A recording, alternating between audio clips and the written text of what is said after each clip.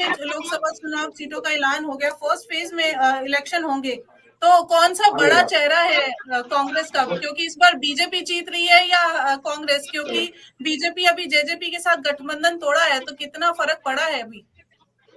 जी बिल्कुल, अगर पूरे हरियाणा की बात की जाए तो भले ही बीजेपी ने जेजेपी से गठबंधन तोड़ दिया गया हो, लेकिन कांग्रेस के कई ऐसे बड़े चेहरे हैं, जो अभी सामने आने वाले हैं। हालाँकि नाम किसी का अनाउंस नहीं किया गया, लेकिन जैसे अम्बाला में रतनलाल कटारिया की उनकी मृत्यु के बाद अब उनकी वाइफ जो है बंतो कटारिया, उन्हें उतारा गया है। लेकिन उनको टक्कर देने के लिए कुमारी शैलजा को अम्बाला से उतारा जा रहा है। हालाँकि कुमारी शैलजा ने चुनाव लड़ने से मना ज़रूर किया था, लेकिन ये भी कहा था कि अगर हाईकमान कहेगा तो वो लाज़मी चुनाव लड़ेंगी। तो अब वो स्थिति बन गई है कि अम्बाला में कुमारी शैलजा लगभग तय है और वो चुनाव लड़ेंगी। और वहीं दूसरी तरफ कुरुक्षेत्र की बात करें, कुरुक्षेत्र में भले ही टिकट का अनाउंस कर दिया हो कांग्रेस का अलायंस करके, क्योंकि वो आम आदमी पार्टी से गठजोड़ करके चुनाव लड़ रही है।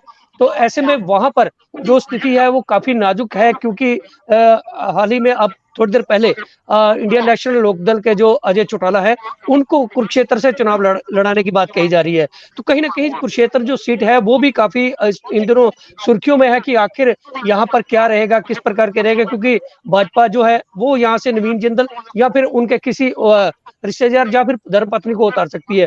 लेकिन सबसे बड़ी बात ये है कि हरियाणा के मुख्यमंत्री करनाल से उन्होंने विधानसभा से चुनाव जीता था और बाद में उन्हें मुख्यमंत्री का जो पद था वो सौंप दिया गया। लेकिन अब जी। हरियाणा के मुख्यमंत्री जो अब पूर्व में रह गए हैं, मनोहर लाल खट्टर, उनको करनाल सीट से चुनाव लड़ाया जा रहा है। तो हालांकि जी। संजय भाटिया पहले वहां से चुनाव लड़ चुके थे, अब उन्हें पहले प्रदेशाध्यक्ष की कमान सौंपने की बात की गई थी, लेकिन अब वही मनीष ग्रोवर की बात आ रही है। तो कहीं ना कहीं जो करनाल की सीट है वहां पर पेच जरूर पड़ सकता है, क्योंकि करनाल की जो अब अरविंद शर्मा जो है, जिन्होंने जी। रोहतक से चुनाव जीता था लोकसभा का, अब ये जी। कयास लग रहे हैं कि अरविंद शर्मा को करनाल से उतारा जाएगा और वो भी कांग्रेस की सीट पर। तो ये जो सीटें हैं यहाँ पर पेच पड़ सकता है।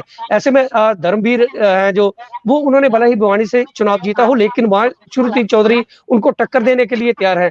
तीसरी बार उन्हें चुनाव में उतारा गया। तो कहीं ना कहीं जो जनता है वो थोड़ा बदलाव जरूर चाहती है, लेकिन जिस प्रकार इन दिनों मोदी लहर है, मोदी लहर जी। को लेकर लोगों में एक रुझान बना हुआ है कि मोदी 300-400 पार करेंगे। लेकिन ये कयास जो है कहीं ना कहीं हरियाणा में थोड़ा बहुत चेंज हो सकते हैं।